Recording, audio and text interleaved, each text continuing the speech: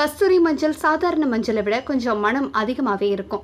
தோல் நோய்களை போக்கக்கூடிய தன்மை கொண்டது. சாதாரண மஞ்சளுக்கு பதிலாக பெண்கள் கஸ்தூரி மஞ்சளை இடிச்சு தூளாக்கியோ கல்ல அரைச்சோ முகத்துக்கு பூசி வந்தோம் அப்படின்னா முகத்துல பொலிவு ஏற்படும், முகப்பொருட்கள், தேமல்கள் இதெல்லாம் வராது.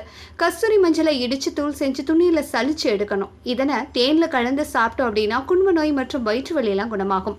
பெண்கள் கஸ்தூரி மஞ்சள் கிழங்கை பொடி பண்ணி உடல் முழுவதும் பூசி கொஞ்ச நேரம் குளிர வச்சு அதுக்கப்புறமா குளிச்சோம் அப்படின்னா தோல் நோய்கள் நீங்கும். கரப்பான் புண்கள் விரைவில் குணமாகும்.